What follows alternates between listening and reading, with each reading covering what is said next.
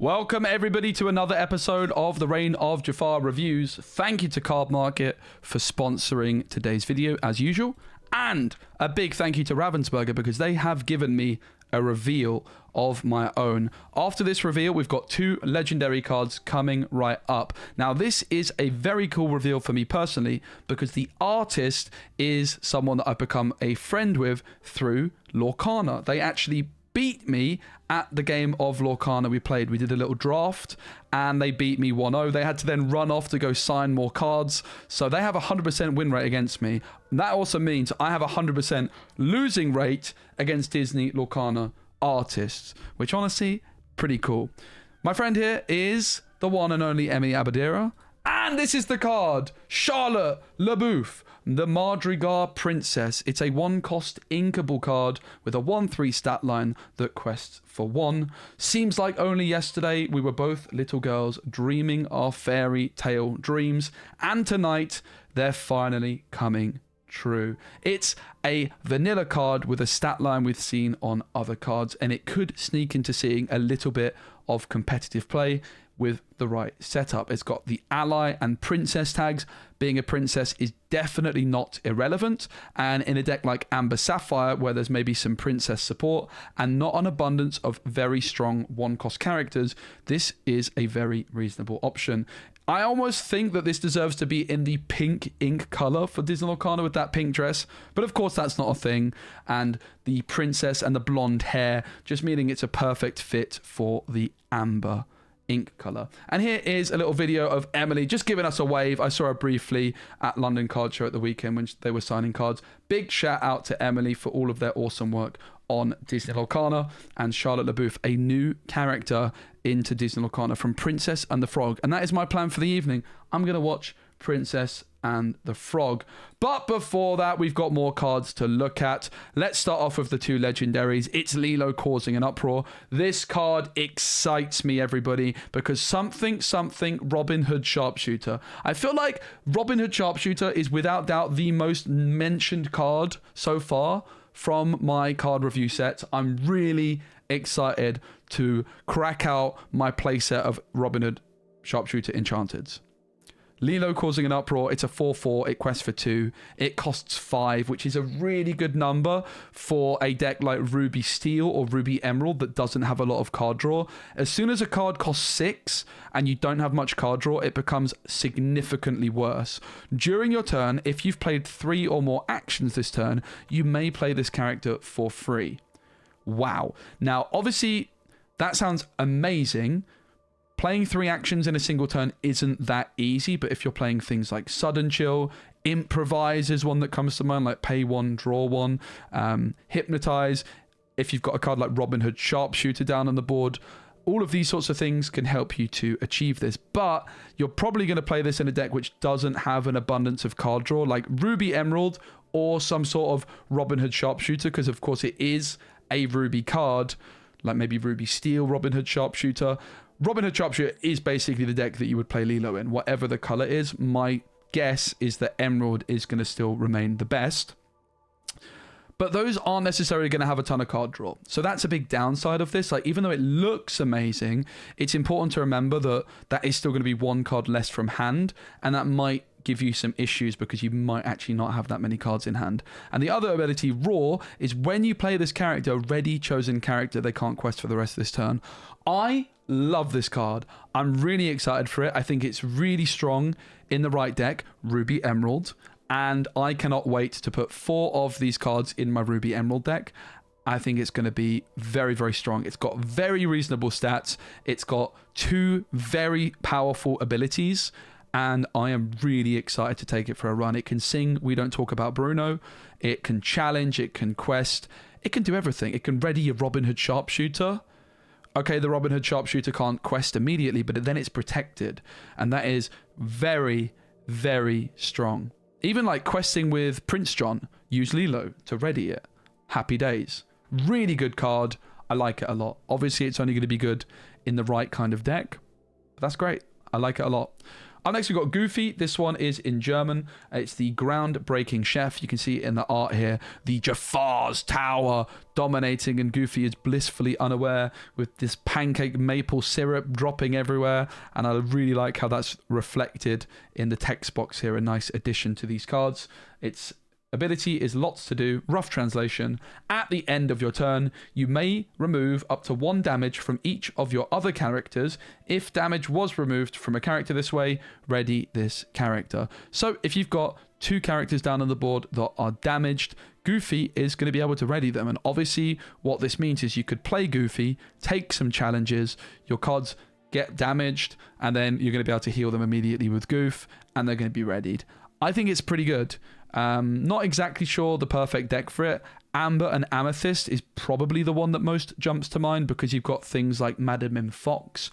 You've got maybe like an Amber Steel with something like a Calhoun, but Calhoun's got resist. It might not be as easy to get the damage on. Of course, Amber Sapphire with that Grand Pabby, which never has caught on, but there's definitely some synergy in Amber Sapphire that rewards you for healing characters.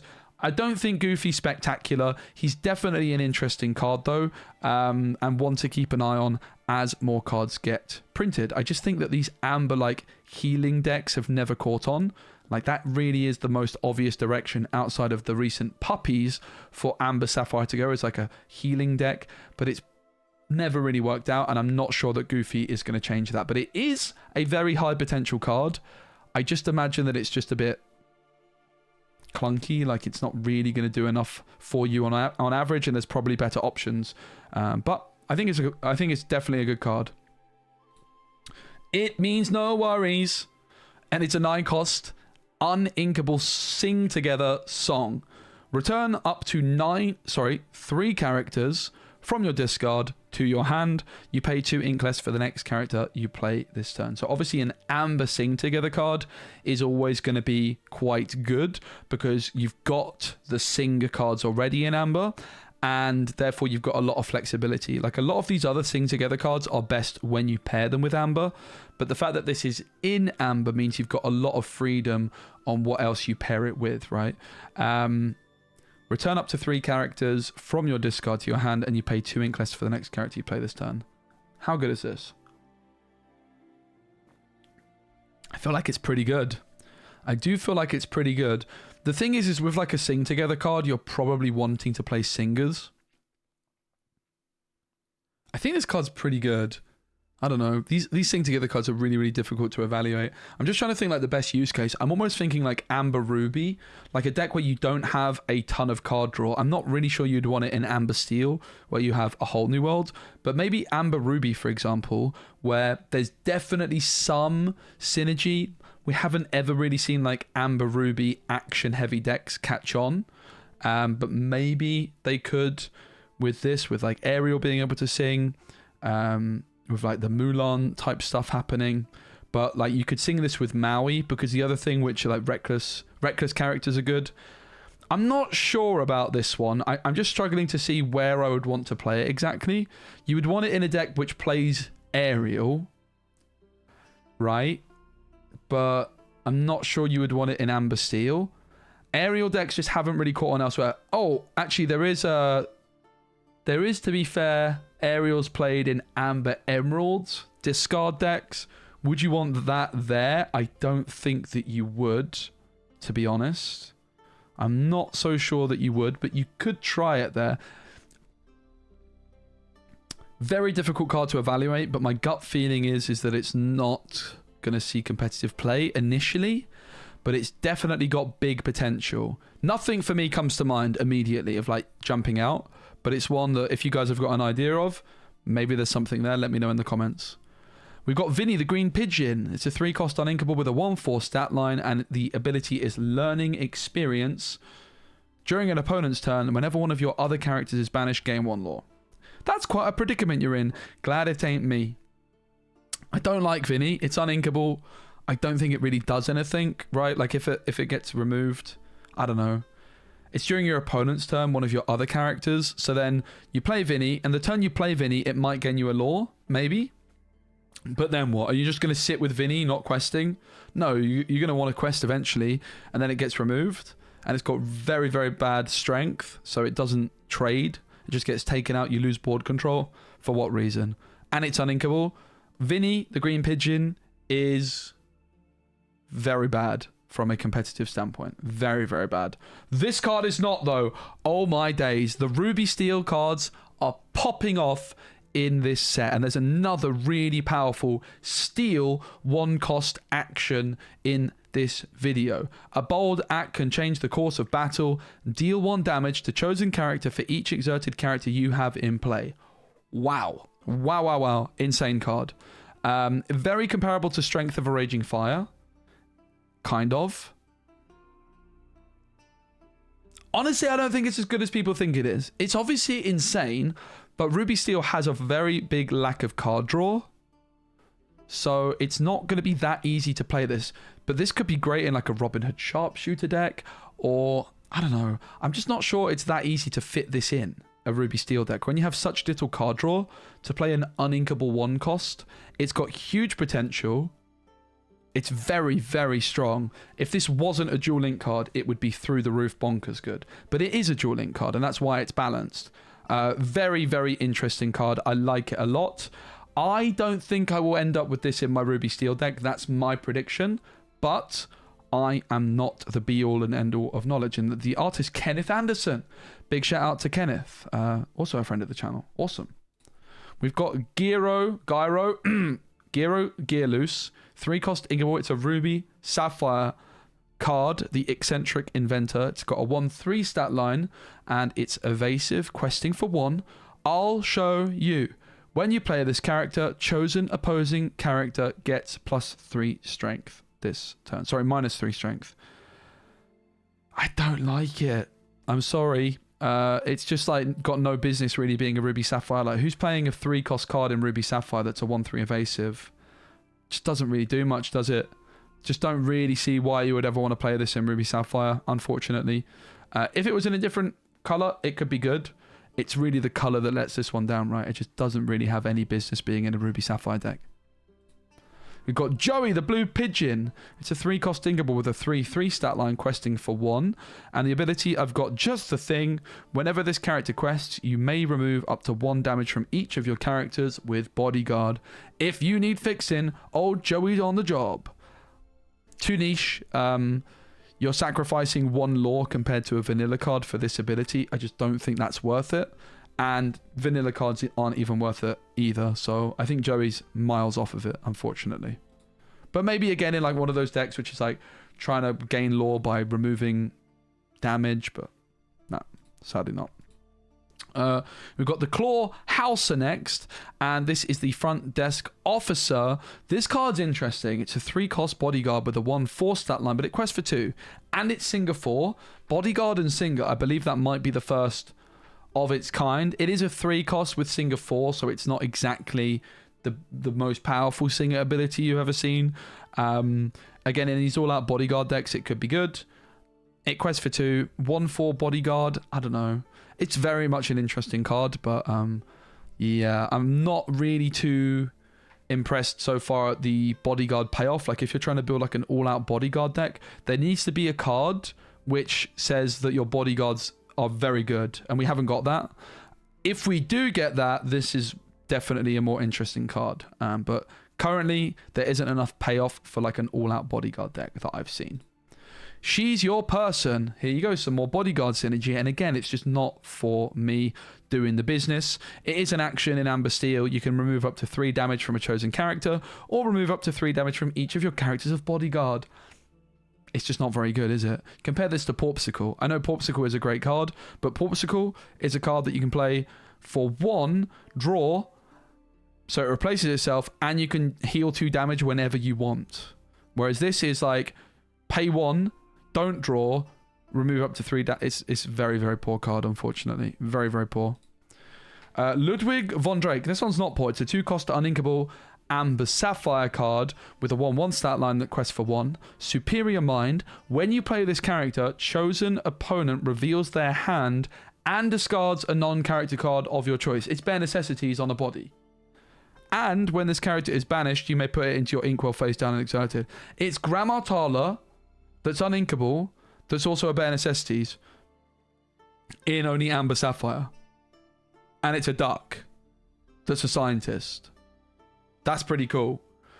And what is this? Is this the Amber sign plus Sapphire sign? It looks like it is. That's pretty cool. The art actually referencing the ink pairing. I think this card's very, very good. I do think it's very, very good. Very cool card. Very, very, very cool card. I like it a lot. I really do. Will it be good? I don't know. Amber Sapphire, I've never really been too convinced by, but it's certainly very interesting, that's for sure. Especially if you could get like a shift Ludwig in the mixer, becomes even better, right? I think without a shift target, it's probably a bit lackluster, but if you can find a shift. The other thing that's coming to mind is Pleakley, actually. Pleakley is a card which I already think is quite good in Amber Sapphire, so it's the 3-cost alien guy with a 3/4 stat line, which when you play it, you can banish one of your characters. Oh, but do you banish them? I actually think you put them into ink, so it's not that good. Pleakley puts the card into your inkwell, right? So it's actually not good with Ludwig. If it was like yeah. But if you can find like some way to like self-banish and you get a reward for that, because this is still banish, it just goes into your inkwell. But I think this card's incredibly good. If it was a non-dual link card, it would be absurdly strong. But it is dual link, and I think that's cool. Not really sure that T-Post Sale is that good in an Amber Sapphire deck. Like, you maybe want to play Mama Odie on 3. You maybe still want to play Pleakley because you can go like Pluto on 1, Pleakley on 2, for example. So Ludwig's very interesting. It is uninkable. It's going to be a really bad... it's not even going to be a bad top deck, though, because it's like an Ursula 2, right? Ursula 2 is actually like the biggest comparison of this in Emeralds, more so than Bare Necessities. But it's a better Ursula 2 that's uninkable. This card's really good. Like, this card is very, very good. Make no mistake. Kuzco, the board, Royal. It's a 4-cost inkable with a 1/3 stat line. It's a king, and it quests for 1. When you play this character, you may return chosen character, item, or location with cost 2 or less to their player's hand. Wait, they'll get a whiff of this. Intuitively, like, the best use of this would be almost to, like, bounce back one of your own things. I really don't like Kuzco. Now, the only way this is ever worth it is if you're bouncing like one of your opponent's cards, but they can just replay it, right? Cost 2 or less is very, very, very lacking. It's like a Befuddle. Okay, Befuddle can't hit items or locations, but like, don't think that really matters too much. It's like a Befuddle with a very weak body that costs 3 more. It's not going to cut it, mate. I'm sorry, Kuzco, my boy. All right, up next, we've got a few more cards. Let me see if I can make these a little bit larger on our graphic here. We've got Alice, the Courageous Key Holder. 1 second, I'm having some technical difficulties. Bear with me here. Boop. Boop. Alright, that's a bit better, isn't it? And one more. Boop. So Alice here is a Ruby 2/4. She costs 4. She quests for 2. This way out. When you play this character, you may ready chosen damage character of yours they can't quest. Goodness, those scarabs are awfully close. We must find the way out. She's got the key. She's running away from the scarabs. Being able to ready characters is powerful, but the fact that they have to be damaged probably means she's not that great. But she does quest for 2. Raya is a very similar card to this. Raya's a 3/3 that quests for 2, and you ready something once per turn whenever you ink. You don't get the immediate effect with Raya if you play on 4. Alice does something immediately. That's the advantage. But I think Raya is a lot better than compared with Alice. We've got Lena, Saberwing, Pure Energy. She's a 3-cost 1/3 in Amethyst Steel, and she's evasive, and she can exert to deal 1 damage. Very, very interesting card. That is a very, very spicy card. This card is very good with a card like Alice, right? If you could ready her, because then you can use her ability multiple times. But nothing really comes to mind for me in Amethyst Steel that could ready Lena, right? Meaning that you can use her ability multiple times. It's a very powerful ability. Being evasive is also a big upside of that ability. You're really using this card as deal 1 damage per turn rather than like anything else, right? we do currently have a little bit of an evasive meta, which maybe means that Lena might struggle. But if there's like a low evasive meta and you're looking for like a very slow Amethyst Steel, she could be good. I just think that for Amethyst Steel, usually on turn 3, you can't really afford to be that slow. Usually the deck is like mid-range, but needing to be a little bit quick. But it's a very, very fascinating card, no doubt about it. And in sealed, it's absolutely bonkers. Very cool card. Walk the Plank. This has to be good with a title like that. I haven't read it yet. It's a 3-cost uninkable in Emerald Steel. Your pirate characters gain exert, banish chosen damaged character this turn. It was at this point that John decided he'd had quite enough adventure. Yeah, I don't blame you, John. Very, very interesting card. There's quite a lot of like synergy in Emerald Steel with actions which don't draw cards. The actions which aren't songs, and this is one of those. So maybe there's something there. Being able to banish damaged character is good for 3, but you're spending a bit more than 3, right? You're spending 3 in an exertion, but you can actually do it to 2 things. It's got potential, that's for sure. 3 cost uninkable feels quite clunky to me, but it's definitely got some potential. I just feel like most likely from a competitive standpoint, the Emerald Steel is going to continue to focus on cards which are consistently good, that we're used to seeing good in the format. Cards like Ursula, Deceiver of All, Strength and Storm. And I don't think there's going to be room for Walk the Plank in a deck like that. Having said that, perhaps after rotation, let's say Ursula, Deceiver of All doesn't get reprinted, then Emerald Steel might have a very different identity. And at points like that, maybe that's when this could actually sneak into competitive play. I think in the meantime, it's a fun one to try out. And maybe, depending on what's rotated, it could become more of the identity that I expect to see of the best Emerald Steel decks. Pounding Practice. 2-cost inkable action, not a song. Chosen character gets -2 strength this turn, and chosen character of yours gains evasive. Check out this cool trick my dad taught me, Simba. So this card's pretty powerful, -2 strength and evasive to something. It's like flexible. The thing is with cards like this, I just really want them to be able to replace themselves. Actions which don't replace themselves that cost this much need to be very high impact. And this is flexible and nice. I just don't personally think that it's going to see any play. If it was like, chosen character gains -1 strength this turn, draw a card, and it was a song, it would be better, right? I just think you'd rather this be a song, so there's like Muses synergy potentially, and it replaces itself, rather than this flexibility. Like it's unlikely that you're going to be able to get like big value off this twice, but obviously if your deck lacks evasive answers, like maybe, but I just don't see it. I'm sorry. I just don't see it. Car!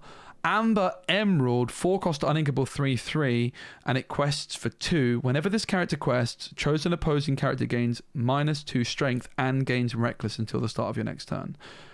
You have just made a serious mistake, my friend. I like this card. So why do I like this card? Well, in an Amber and Emerald discard deck, you are trying to control the board, and you can do that through the Muses and Under the Sea and challenges. And you're trying to stop your opponent getting to 20 quickly. Like your opponent might just try and aggro you out. And you're trying to quest. And Car does all of those things. It's got a decent body, but it's giving you control while questing. That's quite nice. I like Car. It's uninkable, sure. I'm not sure how many uninkables there currently are in Amber and Emerald. But I think this has quite a bit of potential. It's not a card you would play 4 copies of because it's uninkable, but like 2 cards, I definitely think it could be worth playing. I like it quite a lot. You quest with it, you give -2, you Under the Sea something. You could sing with it as well with Under the Sea, giving things reckless as well, right? Like you could use this -2 strength, bounce that character back with the Muses. It gives reckless, right? I was thinking you could bounce something back with the Muses and give something else reckless, but whatever you're giving -2 to also gets reckless. And it's not... Oh, it's until the start of your next turn as well. So you might just be able to ignore it, right? Your opponent's character is going to be reckless, and it might have like no strength. So you don't even have to deal with that card immediately, so you can focus on other targets. I think card's very good. I like it a lot. Very cool card. Does a lot. It does a lot. And importantly, when I'm evaluating this card, it does a lot which accelerates the overall game plan of the kind of deck you would want to play this card in. Does that make sense? Like, it ticks a lot of boxes for an Amber Emerald discard deck. I like it. I think it's good. Cricky, part of the team, 4 cost in Ruby, 4/3. At her side, I didn't know Cricky was a girl. It's not, because it's Mulan, I think. My man Cricky. Okay, cool. At her side, while you have 2 or more other exerted characters in play, this character gets +2 lore. Ooh. You were so focused on me and Mulan that you forgot about my man Cricky here, and that was a mistake. Mushu. Nice. What a little combo Mulan, Mushu, and Cricky are. That's a good card. I think that's a good card. I don't know. Is it good? I mean, questing for 3 in Ruby is not something you see in most Ruby decks. So if you're pairing like Ruby with another color which doesn't have that much questing power, this could be a pretty nice option. 4/3 that quest for 3 is definitely very good. The problem with a card like Cricky is it's not going to quest for 3 at the end of the game, right? If they're removing your cards. So I'm not in love with Cricky, but I like cards which quest, and Cricky certainly quests. Bobby, the purple pigeon, 4/2 bodyguard. It's really not bad. It can be removed by fire the cannons and storm, which is a problem. You come at me, you get the beak. Capice? Okay. Noted. They got the donut. That's so cool. I don't like the bodyguards, I have to say. I just don't like the bodyguards. Give me like a Madam Mim Snake over Bobby all day. I can bounce back my Maleficent and replay it ready. I think that gives my Maleficent more protection. I know it's a different color. We need to see a big bodyguard payoff. We haven't got it in the game currently. Chacha, the junior chipmunk, 4 cost in Emerald 3/3. When you play this character, if you have a character named Tipo in play, hello, Ruby, Sapphire, Emerald. If you have a character named Tipo in play, chosen opposing character gains Reckless. Okay, let's say that Chacha was a 4 cost 3/3 that quests for 1 that just says, when you play this character, chosen opposing character gains Reckless. I'm not really sure it would be that good. It would be solid. I'm not sure it would be that good. So the fact that it's that restrictive and you need a Tipo in play to achieve this ability, like I feel like this ability or the stats on the card could have been better, considering how niche the ability is to pull off. It's not good, unfortunately. I got excited for a minute, but alas. A 4 cost card which benefits from Tipo. Oh, potential, but no. Blue Fairy. Evasive 2/2. Damn. Support. Damn. That's a good card. The concern for Blue Fairy is Peter Pan Shadowfinder. Right? It's also a Blurple card where you want to ramp on 2. So I actually think that Blue Fairy is not going to see play because she's Blurple. Ramping on 2 is very important. I doubt she's doing enough, but it's a great card, but it's just not great with the color combination that it's in. Madam Mim, up to no good. It's a 3 cost for 3, and it quests for 1. They think they know my tricks. Oh, this one's going to be marvelously malicious. Ooh. Madam Mim, she's... yeah, magicking up a Rhino. We did see a Madam Mim Rhino already as well, but could Madam Mim be the next big bad of Disney Lorcana? It's possible. We've got Cusco the Impulsive Llama up next. Looks like he pulled the lever. And is that Kronk? Did Kronk get absolutely lever pulled, mate? Unlucky. Is that Kronk? It is.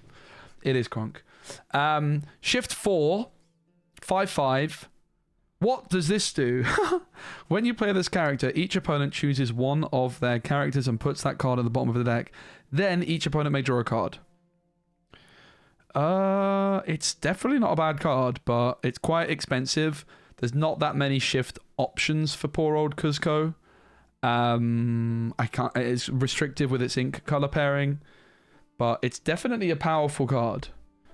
Bottom decking something is like not something that you really have access to in, like, it's a control tool which you don't really have access to in these ink colors, right? Like if this was a Ruby card, you would think it's pretty terrible, but it's not. It's an emerald, it's a emerald and amethyst card. I doubt it's going to see play, unfortunately. I doubt it's going to see play. It's too expensive. Jiminy Cricket, evasive. While this character is exerted, opposing characters with rush enter play exerted. Now that is a spicy card. Very interesting. 1/1 evasive doesn't sound that great, right? but it is in the deck which could play crabs, for example. It's interesting. It's definitely a very, very interesting card. Madam Fox comes in exerted. Could be good in an Amethyst Mirrors. The problem is you're losing a lot of tempo to get it down in the first place, and its stats are very, very lackluster. But you know that you're going to be safe from evasives for a while, right? It's not like they can rush in with Peter Pan because it's got rush, so it's going to come in exerted. Kind of unconvinced by Jiminy Cricket. It's a very powerful ability, but I don't think it's good. This card's good. This card's very good. Amber, Amethyst, Antonio Madrigal, friend to all, 2/2, quest for 2. Once during your turn, whenever one of your characters sings a song, you may search your deck for a character card with cost 3 or less and reveal that card to all players. Put that card into your hand and shuffle your deck. Damn! We've seen Alma Madrigal do something similar, but this is like a lot better. It's inkable, unlike Alma. You could put Alma into your hand. The Madrigal decks continue to do the business. Not sure there's that, if this said 4, you could put Bruno in hand, that would be great. You can't, but you could put Alma in hand, which finds you Bruno. Maybe that's the line. It could be like a 3 cost, like a White Rose. It could be a Daisy Duck. I don't know, whatever it might be. It's interesting. I like it a lot. The Madrigals might have some legs, but it's also possible that you could just play this card in a deck which doesn't play all of the Madrigals. Right, like you're not reliant on Madrigal, whereas the Alma is like only Madrigal. And I think it puts it on top, not in hand, whereas Antonio is, put any card that costs 3 or less into your hand. That is really strong. Very, very strong. But one of your characters has to sing. So I don't know. It's interesting, no doubt about it. Stopped Chaos in its tracks. First time I'm seeing this one. It's the Muses. 8 cost, inkable, sing together, 8. Return up to 2 chosen characters with 3 strength or less, each to their player's hand. It's like an inkable Under the Sea. Inkable Under the Sea. Sounds like it could be good in Emerald Sapphire, to be honest. 3 strength or less. I don't hate it. The thing is, I'm thinking this could be good with Bend to My Will, but if you're going to pull this off with Bend to My Will, you would want to sing with characters on the board. And if you're singing with characters on the board, you're not singing You're Welcome. I kind of don't like it, but you could also return your own stuff. Right? Like you could sing this with Ariel in Amber Emerald and a 3 cost, for example. Like Diablo and Ariel could sing it together. You bounce your own Ariel back and you bounce one of their characters back and you can replay your Ariel. Maybe it's okay there. Don't know though. It's interesting. It's definitely interesting, no doubt about it. Might be good. It might be good. Also, like, bouncing stuff back to your opponent's hand in a Emerald deck with Prince John could allow you to then discard them, right? And 3 strength is more than, we're used to seeing on these. It's definitely an interesting card, no doubt. These Sing Together cards are hard to evaluate. Little Sister, I think that's a new card, like a new character. Responsible Rabbit. 1/1/2, bad stat line. When you play this character, you may remove up to 1 damage. It's a very poor card. As Skippy's older sister, she's had lots of experience putting things back together. Fiago the Tuxedo Katze. Is that how you say it? Oh, it's in German. Katze is cat in German. Look at that. I was like, Katze? I thought I was just not being very good at reading Disney cards. So it's a 3 cost that quests for 3. There's actually a few more cards that have been revealed while I have been recording this video, so I'll make sure we pull them all up. Where's the Figaro? Opponent items enter play exerted. And now say hello to Figaro too. Oops. And ready for mischief right away. Slicing and dicing a laser snake, but it's a very poor card, I think. We've got Prince John. It's not Prince John, is it? It's the other guy. Poor John? Honest John? Yeah. Honest John, the shameless schemer. Say, Jules, just lying around. Say, Jules, just lying around in such a fancy house. It would be a shame if some of them were to disappear. Very good card in Sealed. If you're playing Sealed, you want this in your deck.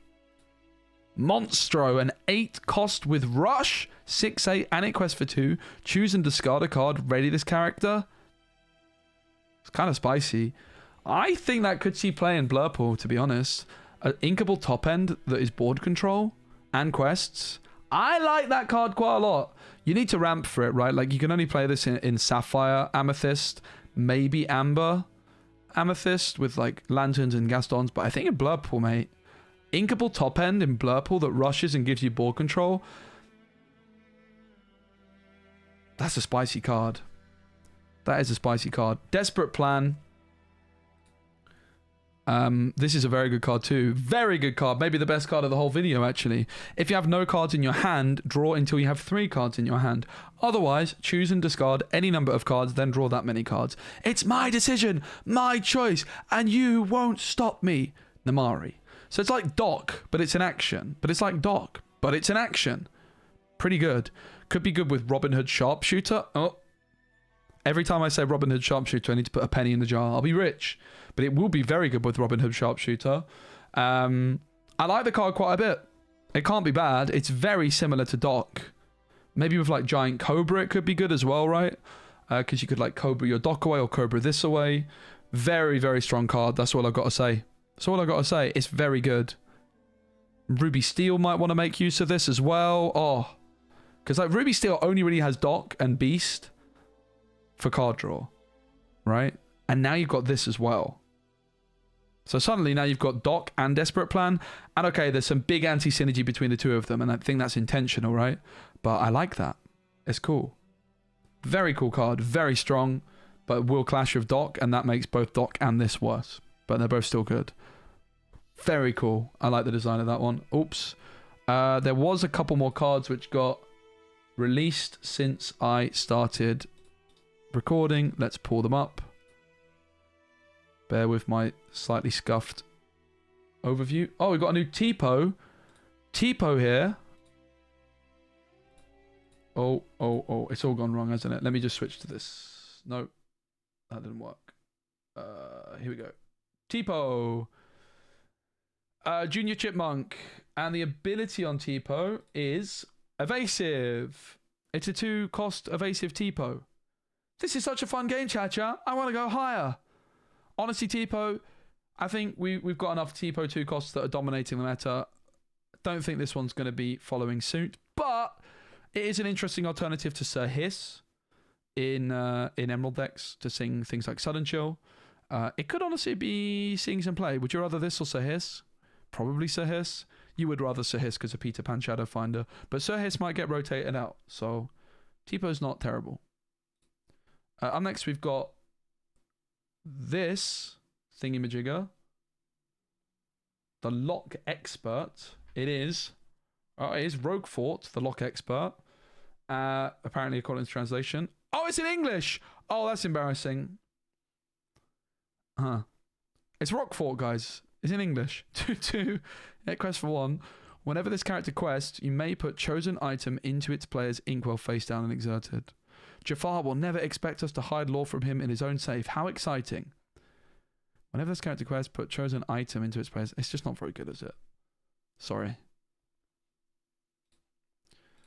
Fred. Oh my goodness. There was like a very spicy Fred card, art-wise, that we looked at yesterday. And this one's even nuttier.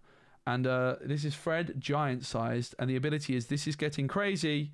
Whenever this character quests, reveal cards from your deck until you reveal a Floodborn character card. Put it in your hand and shuffle the other revealed cards into your deck. So if you were to only play Fred as your only Floodborn, you could guarantee yourself to draw another Fred. And then another Fred, and another Fred, and another Fred, and another Fred, and another Fred, and another Fred. And another Fred. I mean, that's kind of cool. That is kind of cool. Quest for 3, it's got 5/6 stats. I feel like it's more of a meme card, right? But it's cool. Maybe in a deck which doesn't have card draw, you kind of need to shift it in, right? And the only Fred I think that exists is that 1-cost Fred, which isn't very good, unfortunately. And it's not terrible. It's a good shift target. I think that's all the cards we got. That is. Thanks everyone for watching the video. I hope you enjoyed it. A big thank you again to Card Market for sponsoring the video. If you want to pick up singles online in Europe, Card Market's the place to do so. Thanks everyone for watching. Thank you to Ravensburger for the review, and thank you to Emily Abadira for that awesome artwork and awesome card. All right, cheers guys. See ya. Bye. Adios.